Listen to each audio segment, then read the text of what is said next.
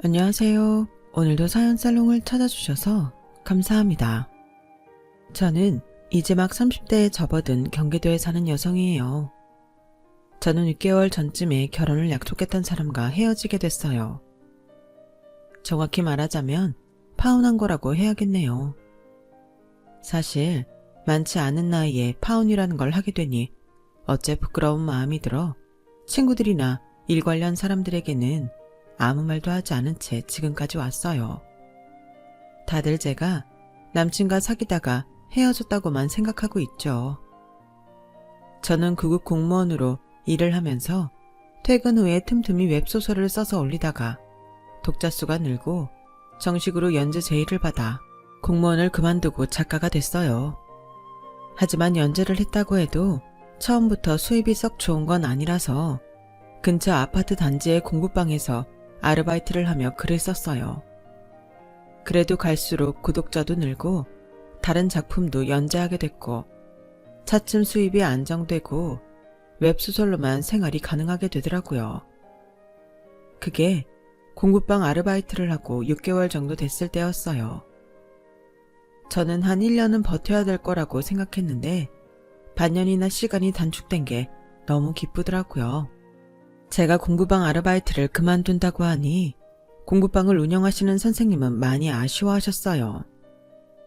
아휴, 우리 김 선생이 애들 마음도 잘 알고 성실하게 잘 가르쳐줘서 좋았는데 뭐 취직이라도 한 거야? 공무원 그만뒀다더니 다시 공직으로 간 건 아닐 테고. 네, 그냥 조그만 회사에 들어가게 돼서요. 그동안 정말 감사했어요, 선생님. 좋은 일로 관둔다는데 섭섭하지만 어쩌겠어. 내가 정말 아쉬울 때 한 번씩 부르면 안 될까? 너무 바빠서 힘들 때는 좀 도와줘. 네, 그럴게요. 연락 주세요. 저는 그 선생님의 부탁을 뿌리칠 수는 없었어요. 그도 그럴 게 제가 생활하는 데에 정말 많은 도움을 주셨거든요. 하지만 제가 웹소설 작가라는 건 밝히지 않았어요.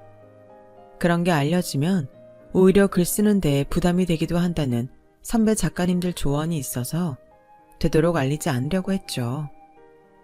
제가 웹소설 작가라는 걸 아는 건 같이 근무했던 곳의 동기 한 명과 엄마, 그리고 아주 가까운 지인 몇 명뿐이었어요. 물론 저는 제가 글을 쓴다는 게 너무 좋고 제가 드디어 글만 쓰면서도 생활이 된다는 점이 참 뿌듯했어요. 사람은 정말 자기가 좋아하는 일을 해야 되는구나 느꼈고요. 그러던 어느 날 저는 같이 근무했던 공무원 동기를 만났어요. 바로 제가 웹소설 작가라는 걸 알고 있는 그 동기였어요. 제가 동기한테는 말할 수밖에 없었던 게 같이 작업을 하다 보니 이것저것 서로 얘기를 해야 했거든요. 그러다가 자연스럽게 웹소설을 쓴다고 했고 그 동기는 놀라면서 제 웹소설을 찾아보고 독자가 되어주었죠. 그럴 때에는 왠지 기분이 좋기도 했어요. 그런데 동기가 친구를 데리고 왔더라고요. 인사해. 여기는 최동식. 나랑 같은 대학 나왔고 지금은 중소기업에 다녀. 동식아, 네가 그렇게 만나고 싶다던 그 웹소설 작가다. 본명은 김유미. 안녕하세요. 정말 영광입니다, 작가님. 저 작가님 작품 너무너무 좋아해서 맨날 읽고 또 읽거든요. 이번에 새로 나온다는 작품도 너무너무 기대 중이에요. 동식이 애가 유미 씨가 쓴 소설을 너무 좋아하는 거야. 내가 그 작가 안다고 하니까 어찌나 만나게 해달라고 조르는지. 결국 여기까지 따라 나온 거 있지? 말도 없이 사람 달고 나와서 미안해. 아니야, 괜찮아. 뭐 쑥스럽긴 하지만 나쁘지는 않다. 안녕하세요. 저도 반가워요. 제 작품 좋아해 주셔서 정말 감사드려요.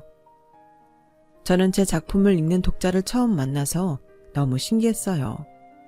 그 사람은 그날 저희가 먹은 걸 모두 자기가 계산했고 저한테 필명으로 사인까지 받아가더라고요. 그러더니 한 번만 더 자기를 만나달라고 하더라고요. 저 절대 진상 아니고 이상한 사람도 아니에요. 진짜 작가님 심을 보고 제가 심쿵해서 어떻게 안 될까요? 저는 싹싹하고 말도 잘하는 그 사람이 싫지 않았기에 알겠다고 했어요. 어쩌면 그때부터 마음이 있었는지도 모르겠네요. 남자는 신이 나서 저와 핸드폰 번호를 교환하고 돌아갔고 저희는 며칠 후 다시 만나게 됐어요. 그런데 저보다 먼저 카페에 도착해 있던 남자가 어떤 사람하고 말다툼을 하더라고요. 아니, 자기 취향 아니면 그렇게 함부로 말해도 돼요? 별로라니, 허접하다니, 그러는 댁은 글 써봤어요? 무슨 상관이에요? 그쪽이 뭔데 제 감상평 갖고 난리예요? 대충 상황을 보니 남자는 맞은편 자리에 앉아있던 두 여자가 웹소설 이야기를 하다가 제 웹소설이 별로고 전개가 허접하다는 둥 마구 비평을 하는 걸 듣고 열이 받은 것 같더라고요. 저는 남자를 진정시키기 위해 얼른 카페에서 끌고 나와 조금 떨어진 곳에 음식점으로 데려갔어요. 그 사람들은 제 소설이 마음에 안 들었나 보죠. 동식 씨한테 뭐라고 한 것도 아닌데 뭘 그렇게 열을 내세요? 아니, 남이 열심히 쓴 걸 그렇게 입으로만 나불나불 쉽게 말하잖아요. 그 소설을 좋아하고 아끼는 사람도 있고 그걸 쓰기 위해 매일 노력하는 작가님도 있는데요. 그러면 안 되는 거죠. 진심으로 흥분해서 씩씩대는 그 남자에게 저는 그날 맛있는 밥을 사주며 고맙다고 인사를 했어요. 그 사람의 그런 모습이 제 눈에 참 좋아 보였던 것 같아요. 또 다른 답례로 저는 아직 공개되지 않은 회차들까지 남자에게 파일 통째로 보내주기까지 했죠. 제 소설을 위해 진심으로 화를 내주는 사람이 있다는 게 기분도 좋고 든든하기도 했거든요. 그날을 시작으로 저와 남자는 사귀게 되었어요. 남친은 제 소설의 가장 든든한 지지자이고 1호 독자였어요. 유미야, 이번 편 진짜 너무 재밌더라. 이걸로 사람들 확 뒤집어지겠던데? 완전 잘 나왔어. 그래? 다른 사람들도 그렇게 봐주면 좋겠는데 나 그 화 쓰면서 정말 힘들었거든. 내 말 믿으라니까. 내가 웹소설을 얼마나 많이 읽는데 이런 건 내 눈이 정확해. 정말 남친의 말대로 그 화의 반응은 꽤나 좋았고 독자들도 많아져서 끝날 때까지 탄력을 받아 연재 시작 때 예상했던 것보다 더 많은 인기를 얻었어요. 그 무렵 저는 차기 작가와 함께 또 다른 글을 구성 중이었어요. 남친과 만난 지는 6개월이 됐고요. 딱 6개월이 되는 날 남친은 이것도 기념이라며 저를 불러내더니 정말 고전적으로 장미꽃다발과 반지를 가지고 와서 제게 청혼을 했어요. 유미야, 우리 결혼하자. 너랑 나 둘이 열심히 벌면 어떻게든 먹고 살지 않겠어? 네가 지금보다 더 잘 나가는 작가가 된다면 더 좋고 아무튼 그런 것보다 우리 같이 있으면 서로도 힘도 나는 것 같고 좋잖아. 내가 행복하게 해줄게. 사실 나는 결혼은 좀 더 이따가 하려고 했는데 동식 씨라면 같이 해도 좋을 것 같아. 그래, 우리 결혼해. 그렇게 저희는 결혼 준비를 시작했어요. 하지만 준비하는 과정에서 약간의 의견 차이가 있었어요. 저는 아빠가 중학생 때 돌아가셔서 엄마 혼자 계시거든요. 저 대학까지 보내시느라 정말 열심히 사셨고 제가 취직을 하고 나서야 겨우 한숨 돌리셨어요. 그런 엄마에게 제 결혼 때문에 부담을 주고 싶지 않았어요. 하지만 남친은 양쪽 집안의 도움을 받을 수 있을 만큼은 받아야 된다며 불만을 표시했어요. 요즘 부모들 도움 안 받고 어떻게 집을 마련하고 다 감당해. 왜 주신다는 걸 받지 말자는 거야. 유미 너 정직하고 성실한 거 좋은데 사람이 좀 야가야 잘 사는 거야. 우리 버는 거 뻔한데 무슨 자존심이야. 자존심 같은 거 아니야. 부모님 우리 키우시느라 지금까지 고생하신 걸로 됐지. 우리 둘이 살기 위한 예식에 부모님 돈 끌어들이는 건 아닌 것 같아. 우리가 못 버는 것도 아니고 멀쩡히 경제생활 하잖아. 다른 사람들 하는 대로 따라하려고 하지 말고 우리는 우리 형편 되는 만큼 그거에 만족해서 하면 되잖아. 이것만큼은 내 뜻대로 하자. 부모님들 부담 주지 말자고.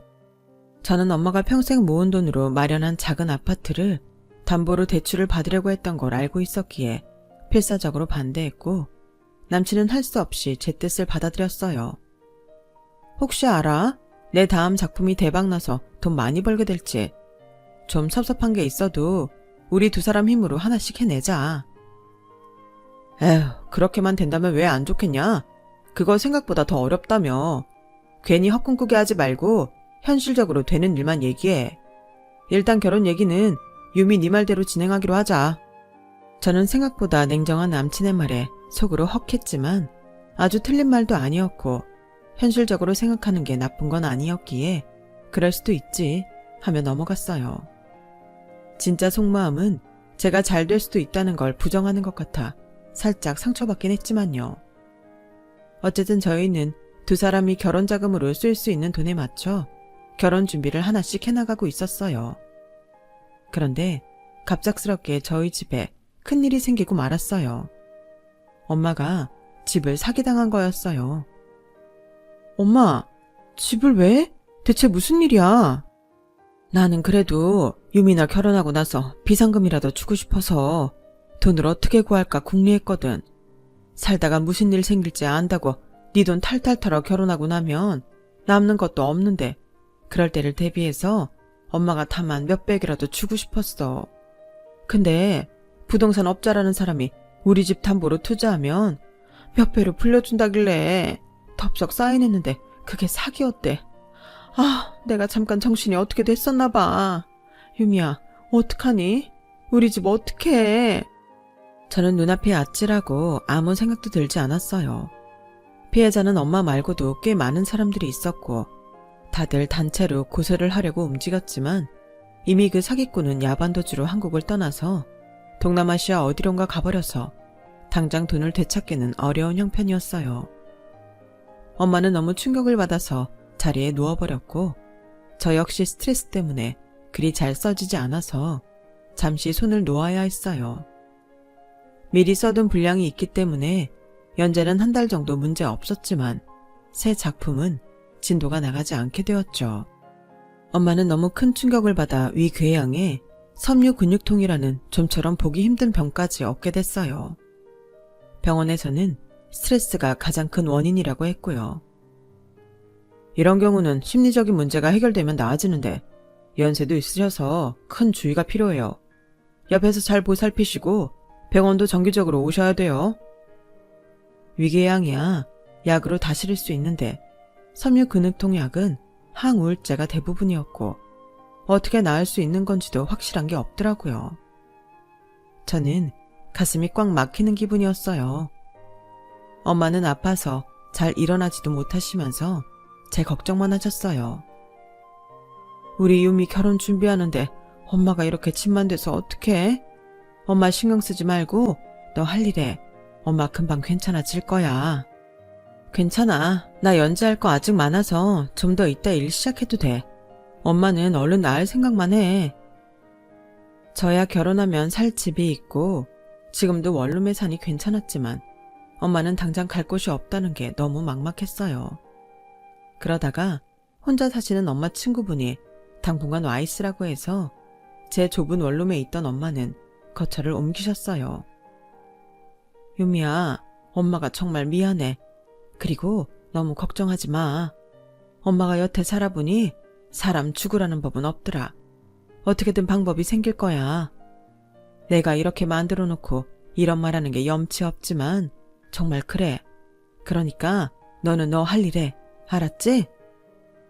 엄마는 친구 집에 가면서도 제 걱정만 하시며 손을 꼭 잡아주셨어요. 이 일을 아는 건 제가 연재하는 곳의 PD님과 남친밖에 없었고 그래도 저를 걱정해주는 건 남친이더라고요.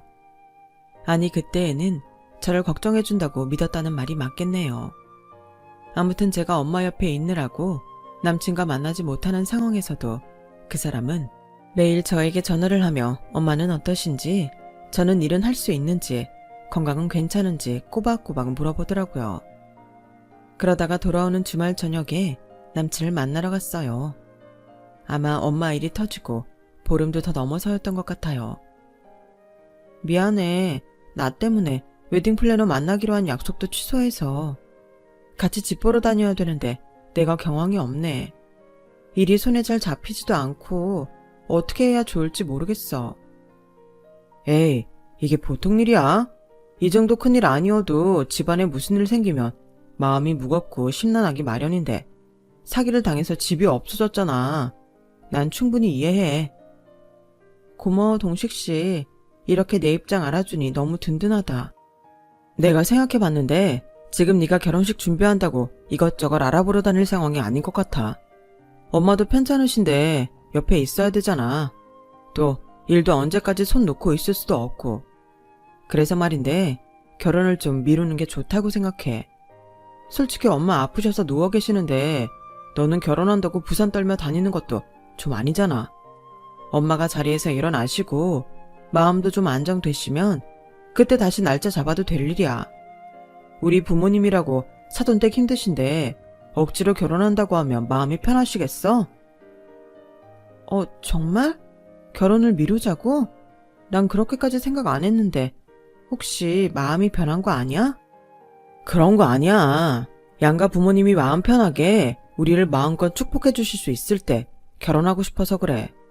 지금은 어머니 몸 추스르는 거에만 신경 써. 너도 그게 좋잖아. 듣고 보니 그것도 나쁘지 않은 것 같았어요. 저희는 일단 결혼을 다음 해 정도로 미루고 지금과 비슷한 시기에 결혼 날짜를 다시 잡기로 합의를 봤어요.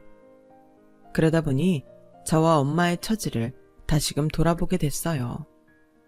지금 같으면 남친과 결혼을 하더라도 남친이 우리 집 상황을 부담스러워할 수도 있겠다는 생각이 들었고 엄마도 언제까지 친구분 댁에서 지낼 수는 없는 노릇이었으니까요.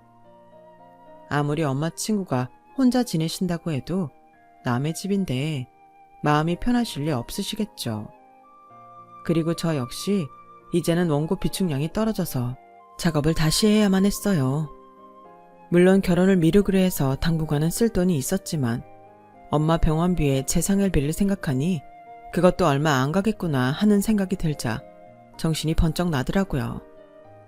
저는 먼저 지금 연재 중인 소설의 마지막 부분을 쓰는 데에 집중하기로 하고 일에만 몰두했어요. 엄마는 제가 결혼 준비를 하는 기색이 보이지 않자 만날 때마다 자꾸 캐물으셨고 저는 결혼을 연기하기로 했다고 솔직하게 털어놓았어요. 엄마가 자기 때문에 제가 결혼을 미룬다고 생각하실 것 같아서 엄마 건강이 좀 더 나아지면 말씀드리려고 했거든요. 안 그래도 이제 겨우 정신 차리실 만한데 제가 결혼 연기했다고 하면 또 스트레스를 받으실 것 같아서요. 섬유 근육통에는 스트레스가 가장 나쁘다고 하더라고요. 엄마는 제 결혼 연기 소식에 무척 속상해 하셨어요. 아니 뭘 식을 연기하기까지 해. 그것도 1년이나. 엄마는 아무리 몸 안 좋아도 너 결혼하는 날만큼은 어떻게든 일어나서 갈 수 있다고. 네 남친도 만날 수 있고 상견례도 나갈 수 있는데 아니 결혼이라는 게 어디 마음먹기 쉬운 일이라니? 이렇게 결정했을 때 진행해서 식장에 들어가야 되는 건데 어쩌자고 그랬어. 아휴 이게 다 내 죄다. 엄마가 네 앞길을 막았나 봐. 정말 나 때문에 못 산다. 아니야 꼭 그래서만은 아니고 엄마 얼른 작은 집이라도 구해서 나오는 게 좋잖아. 그리고 나도 엄마가 마음 편하게 나 마음껏 축복해주는 그런 결혼하고 싶다고. 사실 비상금도 넉넉하지 않은데 덜컥 결혼부터 해도 되나 그런 생각이 있었어. 이참에 더 열심히 일해서 돈 벌어놓고 결혼하면 더 좋지 싶어. 네 남자친구도 그러자고 한 거야? 그렇게 하자고 했어? 물론이지. 동식 씨는 내 말이라면 무조건 찬성하잖아. 저는 남친이 먼저 결혼식을 미루자고 했다는 말은 하지 않았어요. 그러면 엄마가 더 속상해하실 게 뻔했으니까요. 남친이 우리 집 상황 때문에 부담스러워서 발을 빼려는 게 아닌가 걱정하실 수도 있고요. 사실 저도 그런 생각을 하지 않은 건 아니었기 때문에 최대한 엄마가 걱정하시지 않는 방향으로 잘 마무리를 했고 저는 제 일에 집중하기로 했어요. 이따금 왜 이런 일들이 나한테 생기는 건지, 우리 엄마처럼 착하신 분이 왜 사기를 당한 건지 하늘이 원망스럽고 팔자라는 게 정말 있는 건가 별별 심파스러운 생각들이 떠올라 우울해지고 가라앉기도 했지만 감정에 파묻히는 것보다 일을 하는 게 낫다는 건 알고 있었어요. 저는 남친과 만나는 것도 최대한 미루고 일단 연재 분량 작업을 마무리하고 신작 기획을 다듬고 시놉시스도 다시 재정비한 다음에 앞에 15화 분량을 미리 써놓았어요. 그뿐 아니라 그 다음 작품에 시놉시스까지 써서 그 두 작품을 제가 연재하는 곳에 PD님한테 보냈어요. 그러는 동안 남친과는 주로 문자로 대화를 했고 2번 정도 만나서 저녁만 먹고 헤어졌어요. 제 머릿속에는 엄마와 작품 이 2가지밖에 없었기 때문에 남친과 있는 시간이 아주 즐겁게 느껴지지도 않더라고요. 남친도 제 근황만 물어보고는 밥을 다 먹으면 어서 들어가라고 등을 떠밀기도 했고요. 그렇게 시간이 지나고 제가 하던 연재가 마무리됐을 때였어요. 제 담당 PD님이 저한테 연락을 해왔어요. 작가님, 연재하느라 수고 많으셨어요. 많이 힘드셨을 텐데 이렇게 끝까지 포기하지 않고 완주해 주셔서 감사해요. 작가님 좀 쉬셔야 되는 건 아는데 몇 가지 드릴 말씀이 있어요. 일단 이번 연재 끝난 작품이 중국하고 동남아에 소개가 될 것 같아요. 중국은 확실하고 동남아는 지금 얘기가 오가는 중인데 꽤 희망적이에요. 그리고 보내주신 새 작품 2개 있잖아요. 그중 하나는 3개월 정도 후부터 연재 시작했으면 해요. 대신 저희만 독점하는 걸로 계약서를 썼으면 하거든요. 물론 그에 맞는 계약금과 배분을 정할 거고요. 일단 한번 회사에 나오시면 좋겠는데 언제 시간 되세요? 저는 제 작품이 해외에서 연재된다는 소식에 너무 놀랐어요. 이게 꿈인지 생시인지 분간이 안 될 정도였죠. 게다가 새 작품도 계약을 하자고 하니 어안이 벙벙했어요. 저는 흔쾌히 그러겠다고 하고 회사로 갔어요. 작가님, 저희 동남아 계약 됐어요. 이게 중국 쪽 계약서이고 여기 왼쪽이 동남아 거예요. 먼저 계약상 문제가 없는지 걸리시는 거 없는지 확인하시고 사인해주세요. 그렇게 동남아 진출 계약서까지 확정한 다음에 PD님은 새로운 계약서를 내미셨어요. 이거는 새 작품에 대한 계약서예요. 저희가 독점할 거고요. 다른 데에 서비스 되지 않는 만큼 저희 쪽에서 기존보다 계약금 더 높게 책정했어요. 물론 배분도 전보다 작가님이 더 받으실 거고요. 이 작품도 빠르게 해외에 접촉해보도록 할게요. 그리고 실온만 주신 새 작품 있잖아요. 그것도 준비되시는 대로 앞에 15회차 정도 보여주세요. 내용이 재미있어서 위에서 빨리 진행하기 원하세요. 마치 한번 출발한 기차가 레일 위를 점점 빠르게 달리듯 제 계약은 일사천리로 진행이 됐어요. 저는 이 정도면 제 결혼 자금에 손대지 않고도 엄마 병원비와 생활비도 다 충당이 되겠다는 생각에 한시름 놓이더라고요. 그런데 좋은 일이 있을 때 또 좋은 일이 생긴다고 하더니 정말 정신을 차릴 수 없을 만큼 대박이 터지더라고요. 제가 공부방에서 아르바이트를 할 때 그곳 원장님이 저를 너무 잘 봐주셔서 증권가에 다니는 동생한테 들었다며 주식 정보를 주셨거든요. 그때 제가 여윳돈이 있어서 그냥 10년은 묻어둔다는 생각으로 원장님이 말씀하신 주식을 좀 사두었어요. 그런데 그게 완전 상한가를 치더니 더는 오를 데가 없구나 싶을 정도로 완전 대박이 난 거였어요. 저는 그 주식을 판 이익과 중국과 동남아 계약까지 하면 엄마한테 작은 빌라는 얻어줄 수 있을 것 같더라고요. 그래서 당장 주식을 팔았고 제 통장에는 전에 본 적 없는 큰 돈이 들어오게 됐어요. 저는 공부방 원장님한테도 감사하다는 전화를 드렸어요. 솔직히 그저 손해만 안 보면 된다는 마음으로 샀던 건데 이렇게 많이 오를 줄 몰랐어요. 정말 감사해요, 원장님. 아우, 뭐가. 이게 다 김 선생이 착하니까 복을 받는 거야. 그 돈으로 뭐 할지 생각은 해봤어? 또 투자해야지. 아, 실은 저희 엄마 집을 사드리려고요. 저는 그러면서 그간 엄마한테 있었던 일을 간략하게 말씀드렸어요. 어머 세상에, 어디 그런 나쁜 놈이 다 있대. 어머니 너무 힘드시겠다. 그것 때문에 병까지 얻으시고. 있잖아 김 선생, 나 아는 언니가 부동산 하거든. 내가 그 언니한테 좋은 방 나온 거 있는지 물어봐 줄게. 너무 걱정하지 마. 꼭 좋은 집 살 수 있을 거야. 김 선생도 앞으로 더 잘 될 일만 있을 거고. 이런 효녀가 잘 되지 않으면 누가 잘 되겠어. 아, 정말 너무 감사해요, 원장님. 제가 원장님 덕을 너무 많이 보네요. 아휴, 나도 김 선생 덕에 학생들도 많이 오고 집안일까지 이것저것 덕 본 거 많다고. 사실 저는 아르바이트를 하면서 원장님이 집안 청소나 자녀들 때문에 힘드시면 시간을 내서 더 봐드리고 청소도 대신하기도 하고 그랬었거든요. 그런 걸 다 기억하고 계신다는 것도 놀랐고 감사하기만 했어요. 얼마 안 돼서 원장님은 부동산에서 연락이 왔다며 만나자고 하셨어요. 부동산에서 소개한 집은 2개였는데 하나는 입지가 좋은 빌라였고 다른 하나는 평수가 작은 아파트였어요. 이 빌라는 지은 지 얼마 안 되긴 했어도 여기가 또다시 재개발될 수도 있어서 그때는 더 비싸게 팔 수도 있을 거예요. 그렇게 팁을 주시는 부동산 사장님의 말에 저는 그 빌라를 계약하고 돌아와 엄마에게 계약서를 보여드렸죠. 아니, 이게 무슨 계약서야? 내 이름이네? 어머, 이거 집이잖아. 유미야, 네가 무슨 돈이 있어서 이런 걸 계약했어? 엄마, 나 내 작품 중국이랑 동남아에 팔았어. 그리고 다음 작품도 전보다 돈 더 많이 받고 계약했고 그 다음 작품도 빨리 진행해 달라고 하니까 나 이제 진짜 잘 나가려나 봐. 그니까 엄마 이제 이사 준비해. 어머 세상에 유미야, 엄마가 이 집을 어떻게 받아? 이거 계약을 해도 네 이름으로 했어야지. 엄마가 이 집을 어떻게 받아?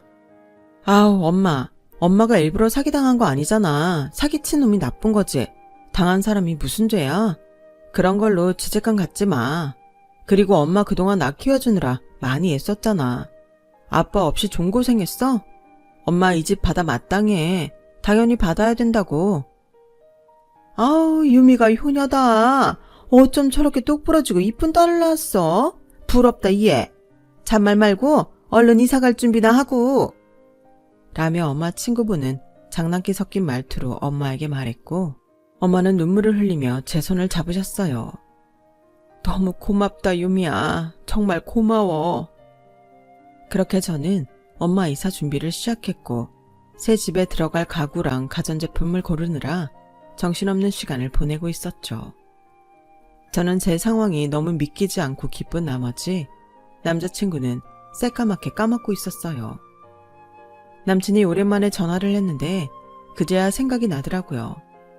저희는 다음날 저녁 만나기로 했고 만나자마자 남친은 제 얼굴을 보더니 고개를 갸우뚱했어요. 표정 많이 밝아졌네. 어머니 많이 나아지셨어? 그게 이번에 연재 끝난 작품 중국하고 동남아랑 계약했어. 그리고 다음 작품들도 계약했고 뭐 그런 거에 좀 행운이 더해져서 목돈이 생겼거든. 그래서 엄마 빌라 사드렸어. 이제 우리 엄마 2발 뻗고 주무실 수 있다고. 제 말에 남친은 표정이 싹 변했어요. 저는 남친도 잘 됐다며 기뻐해 줄 줄 알았는데 그게 아니더라고요. 아주 차가운 표정으로 인상을 찌푸리더니 이러는 거였어요. 야, 뭐? 집을 사드려? 엄마한테? 그거 명의는 누구로 했는데? 명의야 당연히 우리 엄마 이름으로 했지. 야, 너 미쳤어? 어떻게 그런 일을 나한테 한마디도 안 하고 할 수 있어? 펄펄 뛰는 남친의 표독한 목소리에 저는 너무 놀랐어요. 전에는 들어본 적 없이 찬바람이 쌩쌩 도는 목소리였거든요. 아니, 내가 우리 엄마 집 사드리는 걸 너한테 얘기해야 돼? 이건 그냥 우리 집 문제잖아. 그래서 내가 결정해서 한 거야. 그거 대출금은 결혼하면 네가 번 거 내가 번 거 공동재산 되는 건데 그 대출금을 우리 재산으로 갚겠다는 거잖아 너. 근데 그게 나한테 말할 일이 아니라고? 와 진짜 기가 막혀서. 저는 열을 내며 심하게 흥분한 남친을 진정시키려고 애썼어요. 그런 게 아니야. 내 얘기를 좀 들어봐. 야 됐어. 나 너한테 코 끼워서 짐 떠맡을 생각 없으니까 너 혼자 그 대출금 갚든 똥을 싸든 너 알아서 해. 나 사실 오늘 너 보자고 한 거 헤어지자고 하려던 거였어. 뭐 끝까지 좋은 인상 남기고 싶어서 큰 소리 안 내려고 했는데 이렇게 된 거 2판 4판이야. 와 진짜 하마터면 코 끼워서 인생 조질 뻔했네. 웹소설 작가라고 하길래 뭐 늙어서 일 안 해도 저작권 있으면 돈 좀 들어오는 게 있겠다 싶었는데 이건 뭐 콩가루 집안에 대책도 없고 네가 지금 중국하고 동남아 계약했다고 그런 행운이 또 찾아올 줄 알 수 없는 건데 그 돈을 홀랑 네 멋대로 써버려? 이건 나랑 결혼할 마음이 있는 사람이 아니지. 뭐? 헤어지자고? 그럼 파혼하자는 거야? 야, 뭐 거창하게 파혼식이나. 우리가 예물을 준비하기로 했어. 예식장을 예약했어. 부모님 상견례를 했어. 그냥 깨지는 거지. 너 정말 진심이야? 그러고 싶어? 처음에는 네가 내가 좋아하는 웹소설 작가라길래 환상도 있었고 네 외모도 반반해서 남들 보여주기도 괜찮다고 생각했어. 근데 뭐 이건 알면 알수록 허울만 좋고 실속이 없어. 게다가 멍청한 엄마 뒤치다꺼리 한다고 지 인생 꼬라박고. 내가 그런 집에 미쳤다고 호구 접히냐고. 야, 너 지금 우리 엄마 멍청하다고 했어? 말 다 했냐고. 그래, 말 다 했어. 대체 어떤 정신머리면 그런 사기를 당해서 집을 말아먹냐고. 그게 정상이야? 그런데 돈 좀 들어왔다고 그걸로 집을 계약해? 이름은 엄마 이름으로 하고? 너 평생 그렇게 엄마 뒤나 쫓아다니며 인생 쪽날 것 같은데 나는 그렇게는 못 살아. 우리 둘 살 집을 계약하고 어머니는 어디 시골 공기 좋은 데로 모셔도 될 일을 어떻게 그렇게 할 수 있냐? 아니, 내가 엄마 집 사준 게 싫다는 건 알겠는데 근데 오늘 헤어지려고 했더니 그것도 이유가 우리 엄마야? 우리 엄마가 너한테 뭘 어쨌길래 그렇게까지 말해? 내가 결혼 왜 미루자고 했겠냐? 네 입에서 그럼 우리 헤어지자 이 말 들으려고 했던 거야. 근데 넌 진짜 눈치 밥 말아먹었더라. 내가 그 정도로도 안 만나고 문자도 점점 줄고 하면 마음 떴다는 것 정도는 알아야 될 거 아니냐. 사실 처음에는 니네 집 상황 돌아가는 거 봐가며 정말 내년에 결혼할까도 생각했어. 그래서 일일이 문자도 하고 전화해서 너랑 어머니 어떤 짓이 확인도 했고. 그런데 영 답이 안 보이더라고. 냉정해 보일지 모르지만 이런 건 확실히 해야지. 내 인생이 걸린 일인데 안 그래? 너는 계속 병원비 생활비 때문에 방에 처박혀서 일만 하니 내 앞날이 뻔하다 싶더라. 이거 잘못하면 내가 폭탄 또 안겠더라고. 그래서 헤어지려고 한 건데 내 결심에 쐐기를 박아줘서 정말 고맙네. 지금 네가 한 말들 다 진심이지? 헤어지는 것도? 그럼 내가 비싼 밥 먹고 헛소리 하겠냐? 나 그런 거 제일 싫어해. 밥 축내는 거. 그래서 너한테 정 떨어졌어. 어차피 조금 있으면 돌아가실 양반 왜 집을 사주냐고. 돈 좀 생겼다고 그렇게 철없이 홀라당 쓰는 널 뭘 믿고 결혼해? 그래도 너한테 고마운 건 네 덕분에 웹소설 작가에 대한 환상이 깨졌다는 거다. 그건 참 고맙다. 정말 뭐 대단히 돈 버는 것 같지도 않고 맨날 글 쓴다고 궁상이나 떨고 어디 마음 놓고 나가서 놀 시간도 없고 생활감 없는 그런 사람하고 왜 살겠냐? 끝이야 끝. 너 누구 만나 결혼할 생각하지 말고 혼자 살아. 니네 멍청한 엄마랑 부둥부둥하고 살라고. 괜히 다른 남자 인생까지 망치지 말고. 내 얘기는 여기까지다. 그럼 다시는 만나지 말자. 라며 일어나는 남친에게 저는 보여줄 게 있다고 잠깐 앉으라고 했어요. 남친은 전에 없이 눈동자를 희번뜩거리며 여전히 씩씩댔어요. 저는 화를 내서 참으며 제 핸드폰으로 통장 내역을 확인시켜줬어요. 이게 내가 중국에서 받은 계약금이고 이게 동남아, 그리고 이게 내 다음 작품 계약금이야.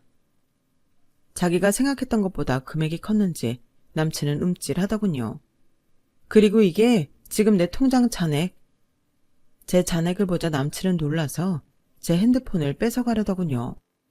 저는 남친이 가로채기 전 잽싸게 팔을 걷었어요. 야, 그거 공이 몇 개야? 내가 잘못 봤나? 잘못 본 거 아닐 거야. 네가 궁상 맞고 생활감 없다고 한 내 통장 잔액.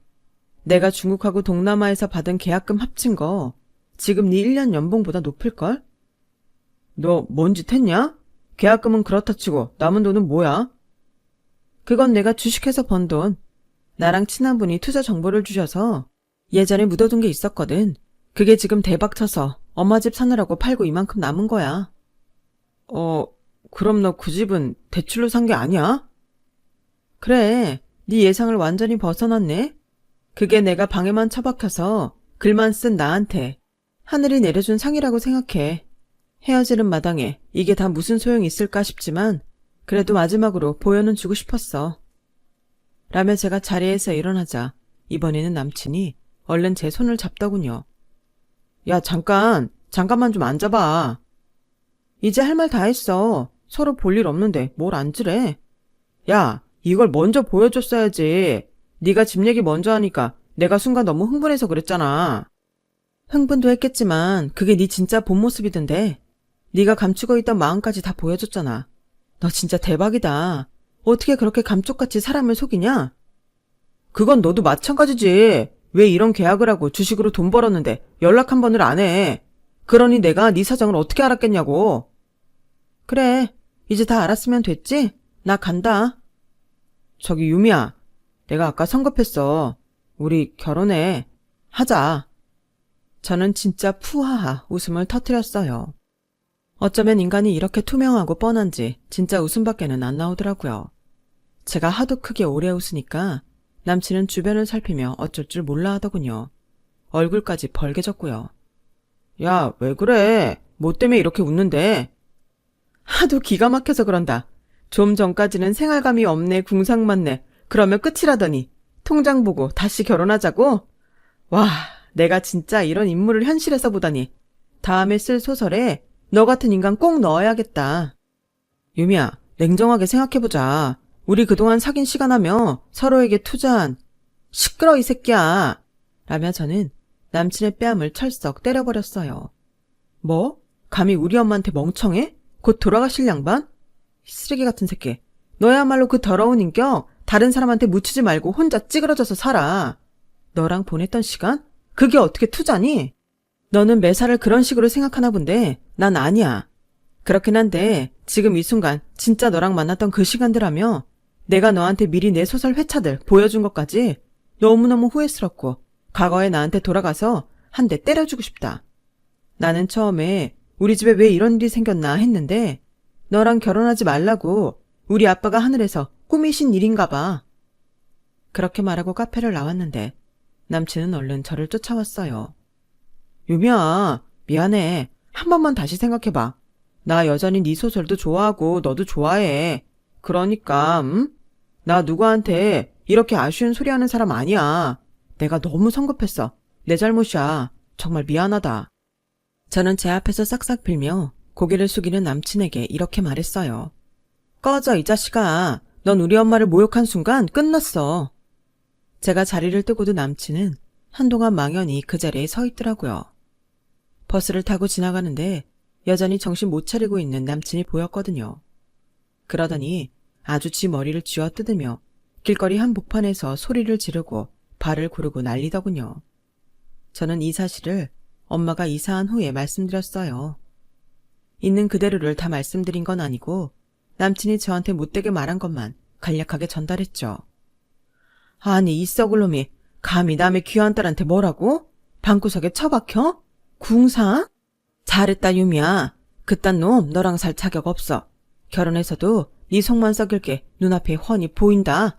나쁜 자식 같으니라고. 엄마가 씩씩대며 화를 내는데 제 속이 다 시원하더라고요. 남친은 저한테 연락도 하고 접촉을 시도했지만 저는 모든 걸 다 차단하고 이사까지 하면서 남친과는 영영 이별을 했답니다. 저는 지금 제 작업실까지 얻어서 열심히 일을 하고 있어요. 당분간은 누구 만나지 않고 신나게 제 일 하면서 엄마와 즐겁게 살려고 해요. 제 이야기는 여기까지예요.